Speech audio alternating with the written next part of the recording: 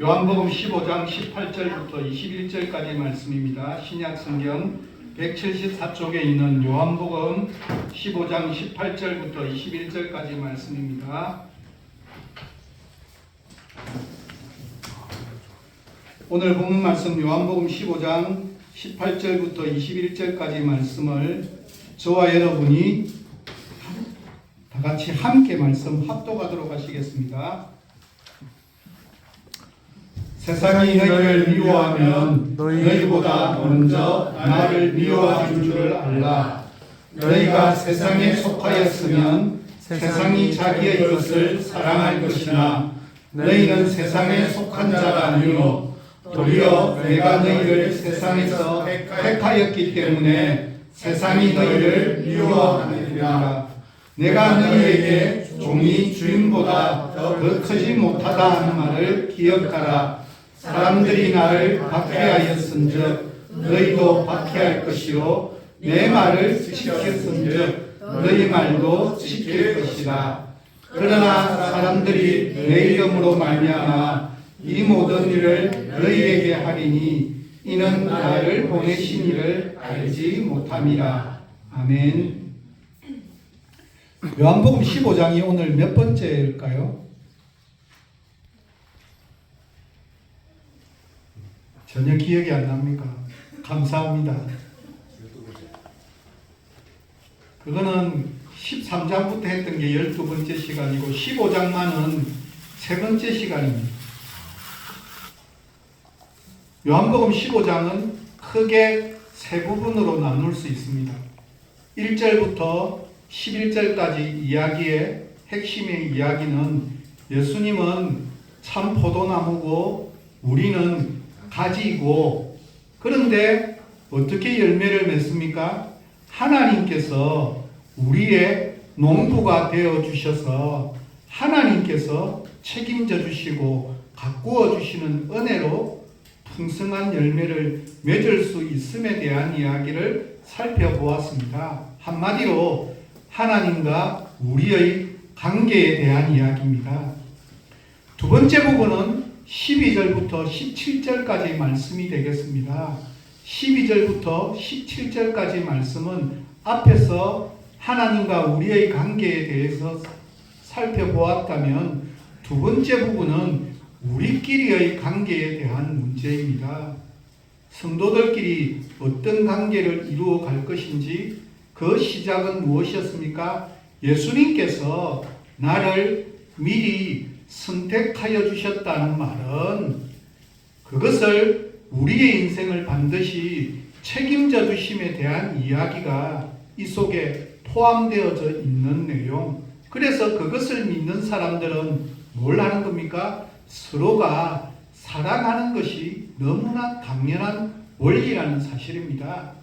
그리고 난 이후에 오늘 본문의 이야기는 무슨 내용이겠습니까? 첫 번째가 하나님과 우리의 관계, 두 번째가 우리끼리의 관계에 대한 이야기였다면 오늘 본문은 우리와 세상 속에서 어떤 관계를 이루며 살아갈 것인가에 대한 이야기를 말하고 있는 내용입니다. 예수님께서 이제 하나님과의 관계와 성도들끼리의 관계만이 아니라 성도들이 세상과의 관계에 대한 말씀을 전제하며 시작하는 내용의 말씀이 18절의 말씀인데 뭐라고 시작하는지 보면 함께 말씀을 보도록 하겠습니다. 세상이 너희를 미워하면 너희보다 먼저 나를 미워한 줄로 알라. 성도들이 세상과의 관계에서 세상이 너희를 미워한다라고 그렇게 먼저 선포하는 것으로 오늘 본문은 시작되고 있습니다. 원어로 보면 오늘 본문의 시작인 부분은 세상이 너희를 미워하면이라고 하는 조건문으로 시작하는 내용입니다. 여기서 이 말씀을 이해하기 위해서는 두 개의 중요한 단어가 있습니다. 처음은 본문이 설명하는 세상을 무엇이라고 정의를 내려야 할 것인지, 다음은 미워한다는 것이 무엇일지에 대한 부분입니다. 그래서 먼저 여기서 말하는 세상이란 어떤 곳일까? 원어의 표현은 코스모스입니다.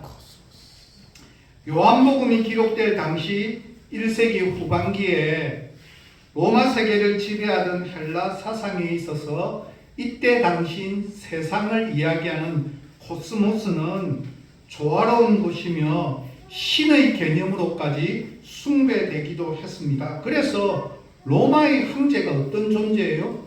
신과 같은 존재로 인식받고 숭배되던 시대였습니다. 이때는 로마의 군사력에 의해 이루게 된 힘에 의한 평화의 시대였습니다. 한마디로 요한복음이 기록될 당시에 이 세상을 압도하고 있는 코스모스의 원리는 황제의 논리입니다. 로마 힘의 원리입니다. 무슨 말인가 하면 경쟁자를 가차없이 짓밟고 최고가 되고 그리고 최도로 가장 큰 것을 이룩하는 것이 좋다라고 하는 거대주의가 이끌고 있는 시대였습니다.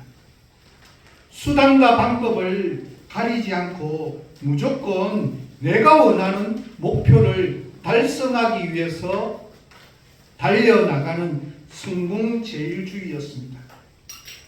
인간의 인격마저 물질로 가늠하는 황금 만능주의로 대변되는 황제의 논리가 세상을 이끌고 있던 특징이 바로 그때 당시의 코스모스입니다. 쉬운 말로 로마 제국이 추구하고 자랑하는 세상의 힘, 인간의 지식 등이 삶의 목적이 되는 것이라고 가르쳐주는 그러한 시대가 그때 당시의 세상입니다. 이런 세상 속에서 세상의 원리가 아닌 하나님을 의지하고 예수님께 붙어 있어 하나님과 하나됨을 이루기 위한 삶을 살아가게 되면 나타나게 되는 결과가 뭐라는 거예요? 세상적인 성공과 인정이 아니라 코스모스로부터 받게 되는 미움과 시기와 질투와 핍박과 환난의 문제입니다. 여기서 미워하다라고 하는 뜻을 좀 더 바르게 해석해 보면 미워서 박해를 받다라고 하는 의미입니다. 아울러 고전 헬라어 문헌들을 가지고 이 말을 해석을 하면 혐오하다, 배척하다라고 하는 뜻에 더 가까운 단어입니다. 이 말은 어떤 행동에 대한 반감뿐만 아니라 타인들, 심지어는 신에 대한 깊은 적개심까지도 나타내는 단어입니다. 아니 그럼 도대체 세상은 왜 이렇게 예수님과 예수님을 믿는 성도들에게 적개심을 가지고 있는 것일까? 그것이 바로 19절에서 설명하는 세상의 원리에 대해서 잘 알아야만 합니다. 세상의 원리가 무엇이라고 19절에서 이야기하는지 19절에서 말하는 세상의 원리는 너무나 분명합니다. 전반절을 살펴보면 이렇게 이야기합니다. 함께 읽겠습니다. 너희가 세상에 속하였으면 세상이 자기의 것을 사랑할 것이나. 세상인 코스모스는 너무나 분명한 특징을 가지고 있습니다. 그것이 무엇이라고 이야기합니까? 자기의 것을 사랑하는 사회라고 이야기합니다. 여기서 주의할 문제가 하나 있습니다. 세상에서 우리를 미워하고 배척하는 것이 현대의 우리나라의 경우와 똑같지만 여기서 말하는 것은 우리가 지금 처해 있는 원인은 전혀 다른 문제입니다. 우리가 교회를 향해서 개독교라고 욕을 먹는 대다수의 이유는 말씀의 원리 그대로 살아가는 것이 아니라 세상의 원리를 따라 살아가는 잘못된 신앙의 모습으로 인해서 조롱을 받는, 그래서 세상이 우리를 향해서 욕하고 조롱하고 핍박하는 문제와 다른 문제입니다. 본문에서 설명하는 문제는 우리가 말씀의 원리 그대로 따라서 살아가게 되면 코스모스의 원리는 자기의 것을 사랑하는 것으로 인해 생기는 문제라고 그렇게 진단하고 있습니다. 세상이 자기의 것을 사랑한다라고, 여기서 사랑한다는 말은 그만큼 인정해주고 그만한 지위를 보장해 준다는 뜻입니다.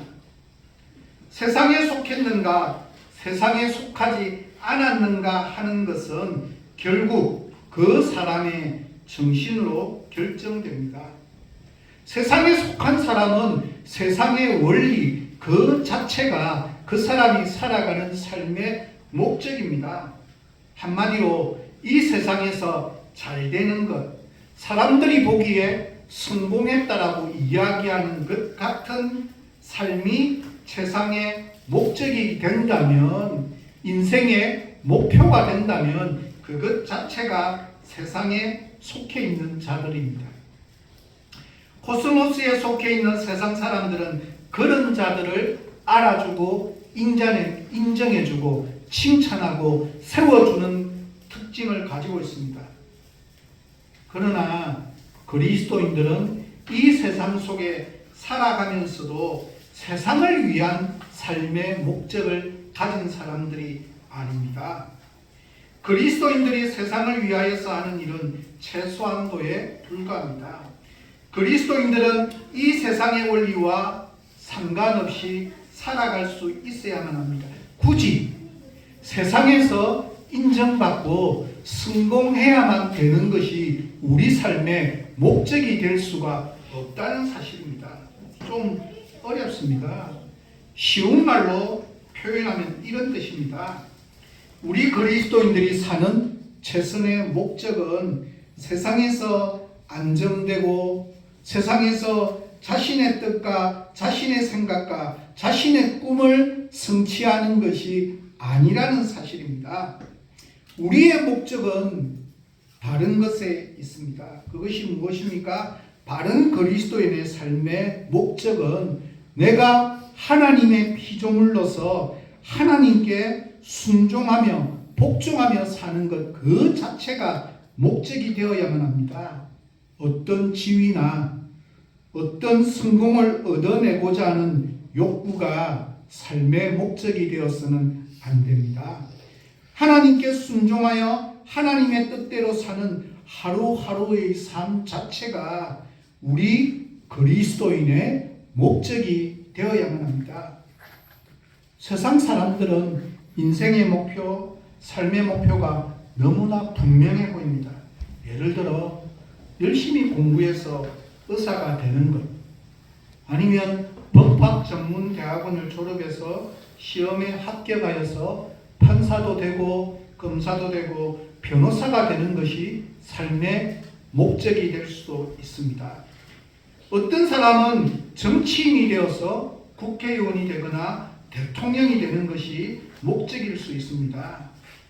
그러나 바른 그리스도인은 공부도 하고 때로는 정치를 하기도 하지만 이런 어떤 특정한 지위에 오르고 어떤 일을 성취하는 것이 목적이 아니라 하루하루 매 순간순간마다 나의 살아가는 삶 가운데서 하나님의 뜻, 하나님의 기준, 하나님의 말씀이 무엇인지를 깨닫고 하나님의 말씀에 순종하여 사는 것이 우리 그리스도인의 바른 삶의 목적이 되어야만 합니다. 그래서 이렇게 살아가는 사람들을 보면 세상 사람들은 약간 약이 오를 수도 있지 않을까요?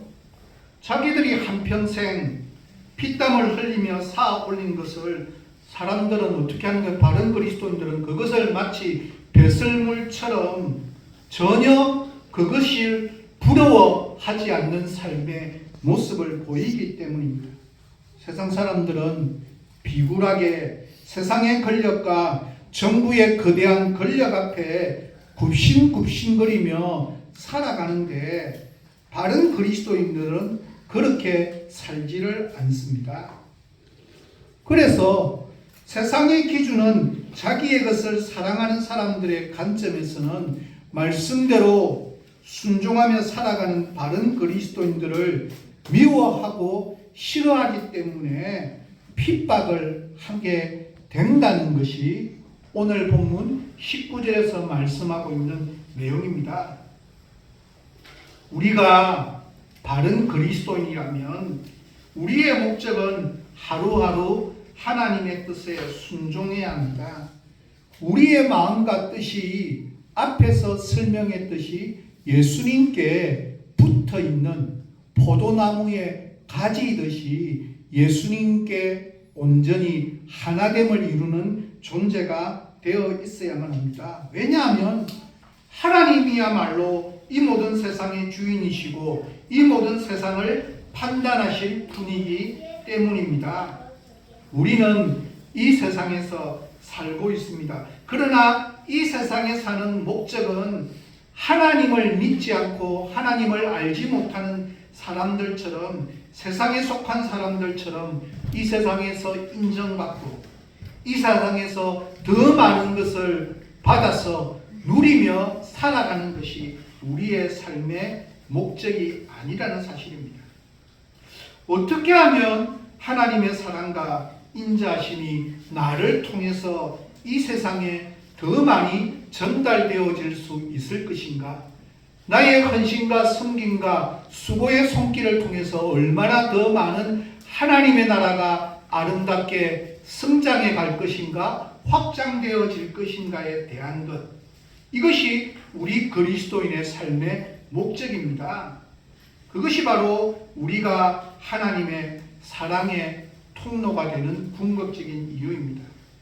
우리는 적어도 어떤 일을 하는 것 중요하지 않습니다.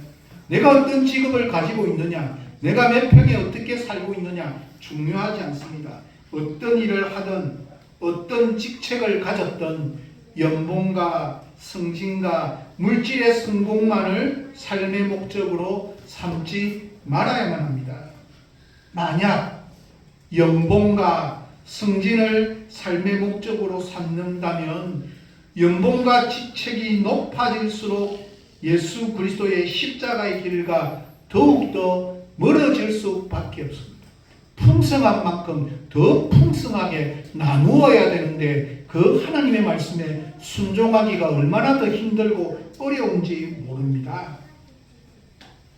예수님을 목적으로 삼고 하나님의 뜻이 무엇인지를 통해 말씀의 인도함을 받기를 원한다면 연봉과 직책이 높아진다 할지라도 변함없이 하나님의 말씀의 뜻을 쫓을 수 있음을 우리는 결코 잊지 말아야 합니다.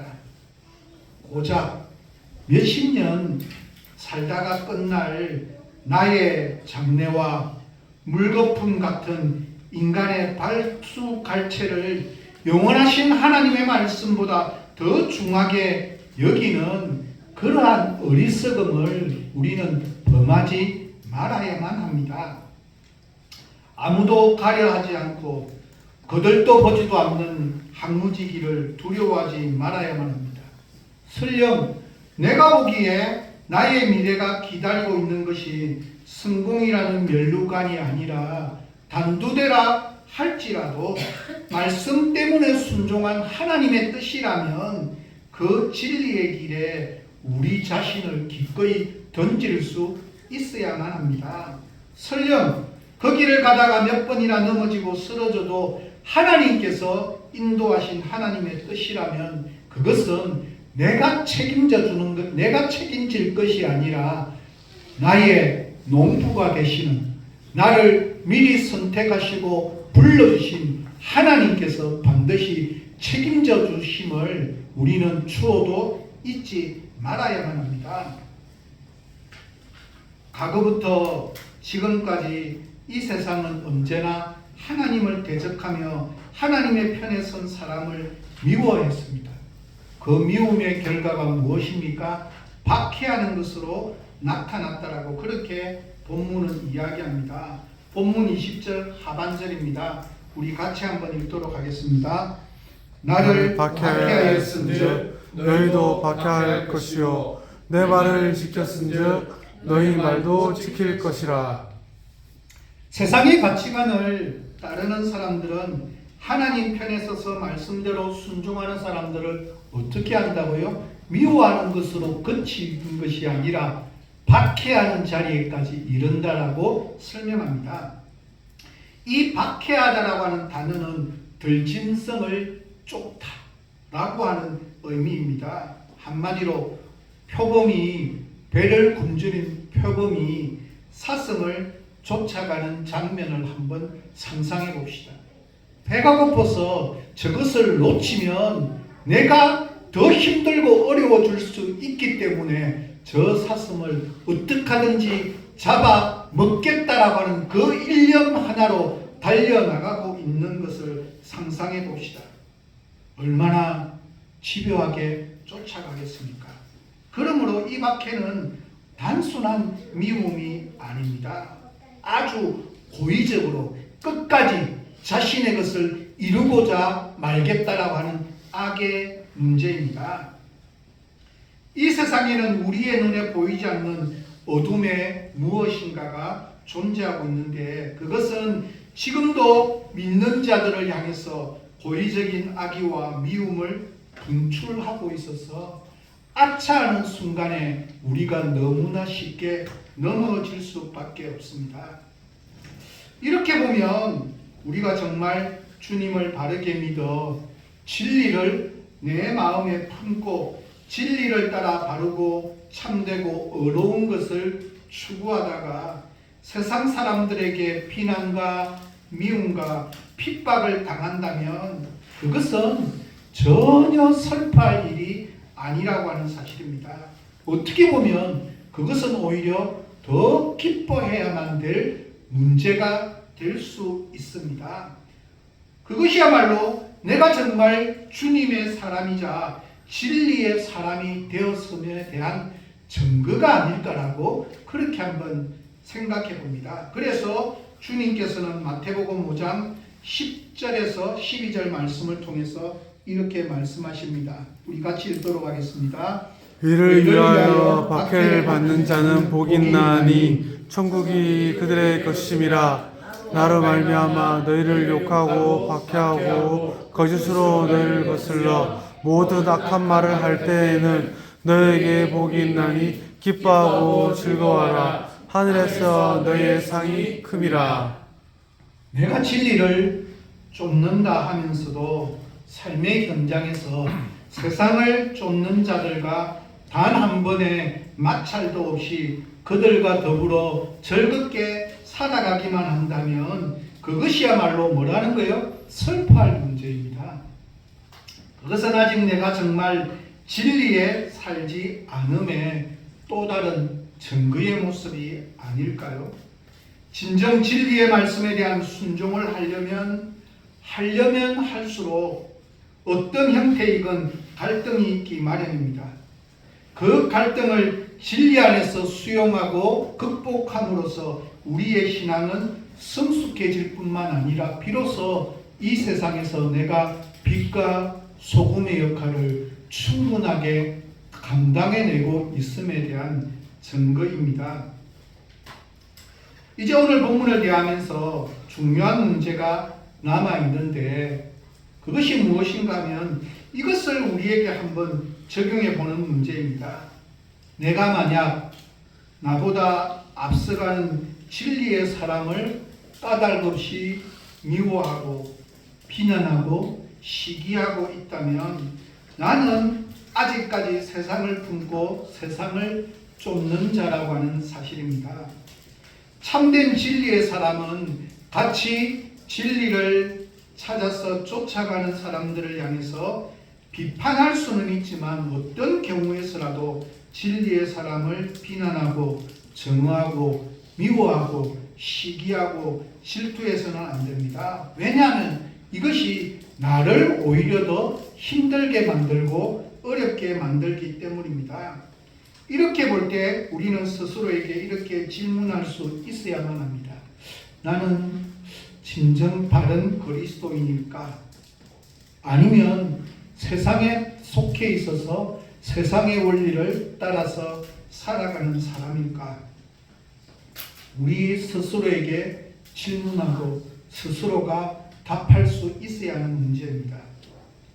그렇다면 도대체 왜 유대인들은 예수님을 핍박하고 배척하고 더구나 십자가에까지 못 박았습니까? 또한 바른 그리스도인을 향해 세상은 왜 핍박하고 박해하고 미워하는 것일까요? 그 이유가 도대체 무엇일까요? 본문 21절은 이 이유에 대해서 이렇게 설명합니다. 본문 21절을 우리 같이 한번 읽도록 하겠습니다. 그러나 사람들이 내 이름으로 말미암아 이 모든 일을 너희에게 하리니 이는 나를 보내신 이를 알지 못함이라. 예수님을 핍박하는 대적자들이 예수님의 제자들마저도 핍박하는 이유는 그들이 예수님을 보내신 그 야훼 하나님이 어떤 분인지를 알지 못하기 때문이라고 그렇게 이야기합니다. 하나님의 말씀인 성경이 기록된 목적은 하나님이 어떤 분이신지를 우리에게 알려주고 그 야훼 하나님과 나와 어떤 관계를 이루어 갈 것인지에 대해서 가르쳐주고 있습니다. 그것이 성경이 기록된 목적 중에 한 가지입니다. 여기에 대해서 강명근 목사라고 하는 분이 출애굽기 강해에서 이렇게 이야기합니다. 이 출애굽기 강해 설교집의 제목은 내가 여호와인 줄 알리라. 여기서 광명근 목사는 이렇게 이야기합니다. 출애굽기의 관심은 이스라엘이 출애굽하는 것, 종살이에서 벗어나는 것이 아니라는 사실입니다. 이스라엘 백성들이 노예의 신분에서 자유민으로 해방되는 것이 아닙니다. 출애굽기의 관심은 지역적인 문제이거나 신분적인 문제가 아닙니다. 출애굽기에서 계속해서 반복되어 나타나는 표현은 이로써 너희가 나를 여호와인 줄 알리라입니다. 출애굽이라는 사건이 중요한 것이 아니라 이 사건을 통해서 야훼 하나님이 어떤 분이신가를 아는 것이 중요하다고 했습니다. 하나님이 어떤 분인지를 잘 알지 못하기 때문에 예수 그리스도를 비난하고 미워하고 핍박하고 십자가에까지 못 박았고 뿐만 아니라 그리스도인들도 하나님이 어떤 분인지를 모르기 때문에 미워하고 핍박하고 박해하게 되었다라고 그렇게 이야기하고 있습니다. 혹시나 내가 말씀대로 순종하며 살아가려고 하는데 혹시나 미움을 받고 있고 박해를 받고 있습니까? 힘들고 어렵습니까? 그것은 하나님을 모르는 자들로 인한 힘들고 어려운 문제입니다. 그러나 하나님께서 농부가 되시기 때문에 여기에 대해서 우리를 책임져 주심을 우리는 추호도 잊어버리지 말아야만 합니다. 인도의 기독지성인이자 사회운동가인 비샬 망갈와디는 서구교회 지도자로부터 주목받는 동양인입니다. 오늘날 서구 사회에서 구시대의 유물로 취급받고 있는 기독교적 가치관이 비샬 망갈와디에 의해서 새롭게 조명되고 있습니다. 서구 사회가 부유하고 강한 선진 사회를 이룰 수 있었던 요인을 대부분의 사람들은 산업혁명을 기점으로 한 과학기술 문명의 발전으로 이해하고 있습니다. 그러나 비샬 망갈와디는 서구 사회가 선진 사회가 될 수 있었던 절대적인 요인은 그 사회가 하나님의 말씀 위에 세워졌었기 때문이라고 주장합니다. 그는 자신의 저서인 변혁의 중심의 설화에서 자신의 경험담을 한 가지 소개합니다. 그 경험담은 네덜란드 자선단체가 주관하는 컨퍼런스에 강사로 초청되어져서 난생 처음 네덜란드에 가게 되었습니다. 어느 날 자신을 초청한 얀 박사가 우유를 마시러 가자고 해서 두 사람은 시골길을 걸어서 목장으로 갔습니다. 베개바리에 속아 있는 그 목장에는 희한하게 사람의 모습이 보이지 않았습니다. 왜냐하면 기계로 우유를 짜는 목장이었기 때문이었습니다. 어디서나 일꾼들의 모습을 보고 볼 수 있는 인도와는 전혀 다른 너무나 대조적인 모습이었습니다. 얀 박사를 따라 우유가 진열된 방으로 들어갔지만 그 방 안에는 아무도 없었습니다. 비샬 망갈와디는 얀 박사가 종을 쳐서 사람을 부를 것이라고 생각했는데, 하지만 아무도 없는 방에서 진열장에서 문을 열더니 그 앞에 진열되어 있는 컵에 우유를 따랐습니다. 그리고 진열장 앞에 있는 돈그릇에 돈을 넣고 나머지 잔전까지도 챙겨가는 모습을 바라보았습니다. 그리고 아무 일도 없었다는 듯이 우유컵을 들고 다시 걷기 시작했습니다. 이것이 비샬 망갈와디에게는 너무나 큰 충격으로 다가왔습니다. 왜냐하면 인도에서는 도저히 상상할 수 없는 일이었기 때문입니다. 왜요? 소가 아무도 지키는 사람이 없으면 훔쳐가는 사람들이 더 많고, 사람이 아무도 없는 우유 판매원도 없는 그곳에서 우유를 팔고 있으면 훔쳐가는 사람들이 더 많고, 돈을 스스로 계산하지 않을 뿐만 아니라 돈을 보관하고 있는 그 보관을 어떻게 할까요? 훔쳐가는 것이 인도 사회의 일반적인 모습이었기 때문입니다. 한마디로 인도는 정직하지 않기 때문에, 그래서 판매원을 두기도 하고 온갖 사람들을 배치해 두면 그만큼 뭐 하게 될까요? 판매 비용이 소비자에게 더 높아질 수밖에 없는 구조를 가지게 된다는 사실을 깨닫게 되었습니다.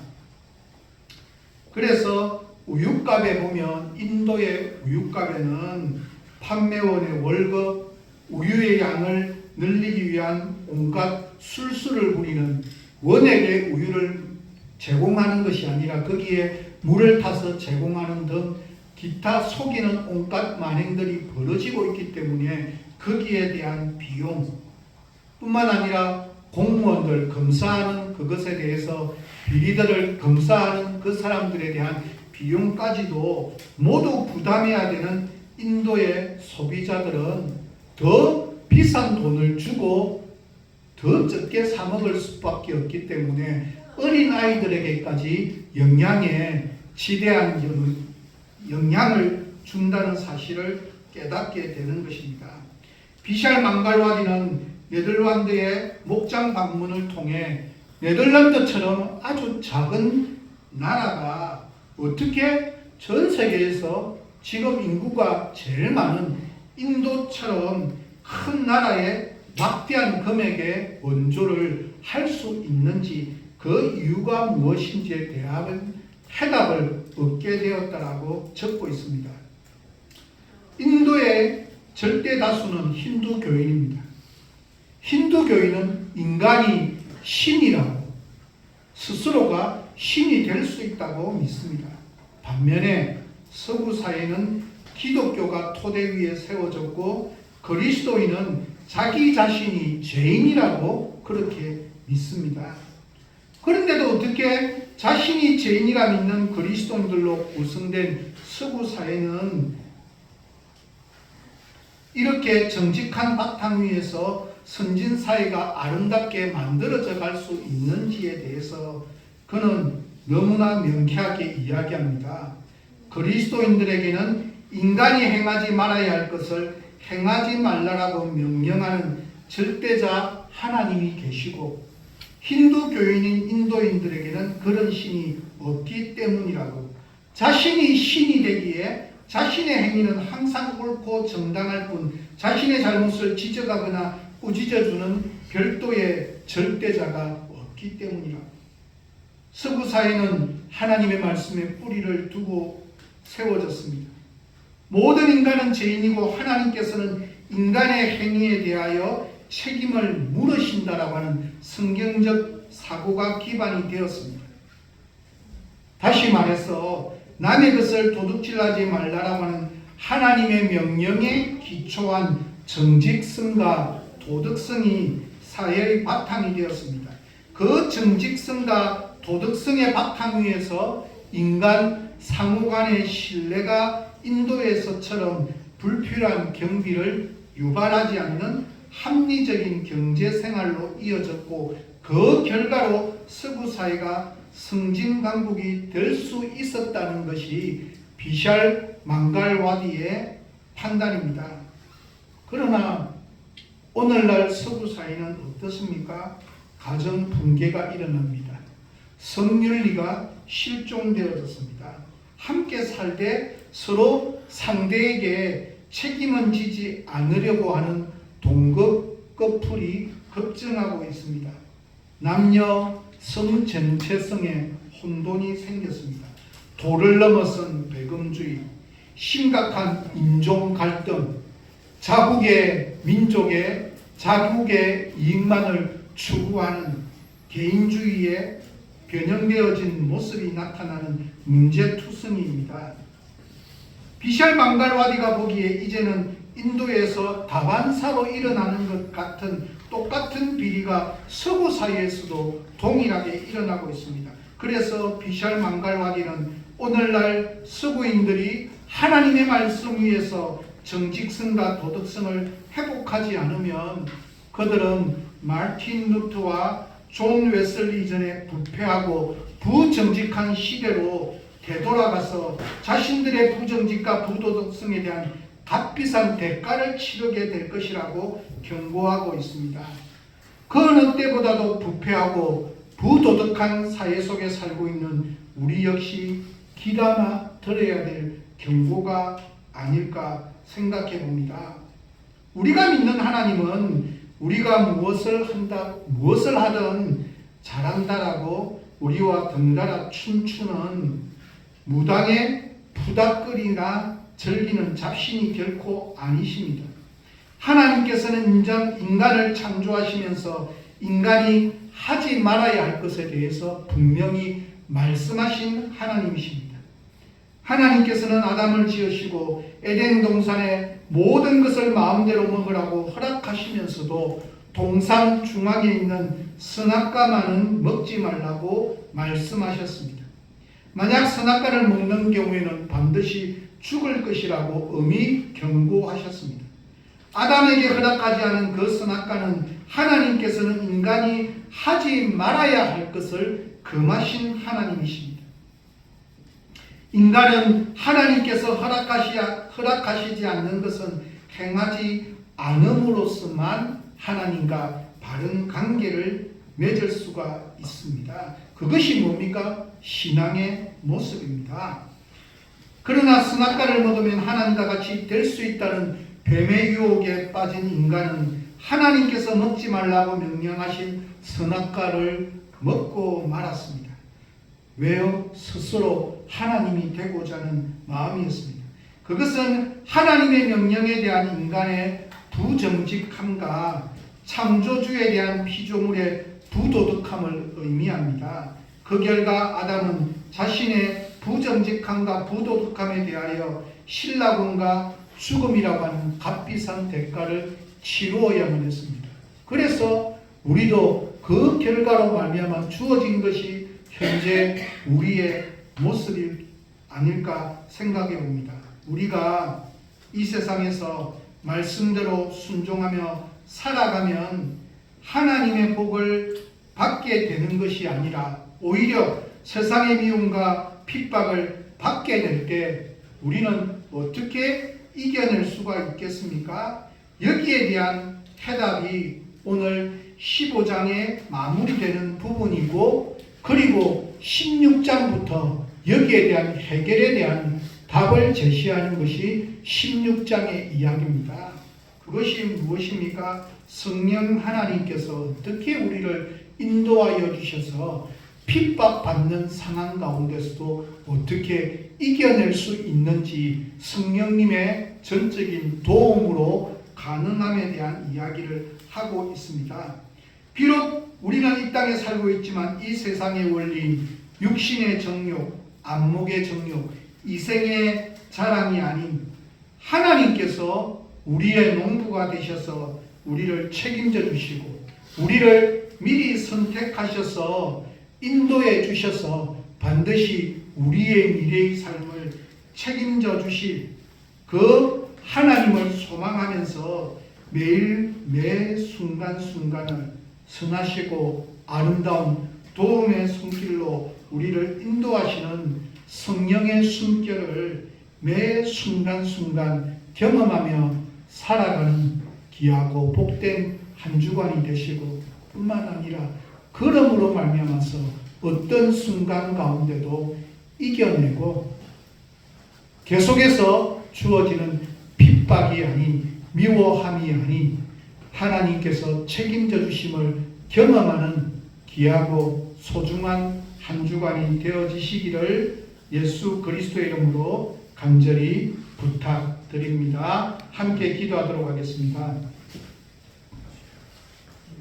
말씀으로 우리를 인도하여 주시는 하나님, 하나님의 말씀에 순종하며 살아가면 나에게 주어지는 것이 세상의 성공이 아니라 오히려 세상으로부터 미움을 당하게 되고 박해를 당하게 된다고 가르쳐 주시니 감사를 드립니다.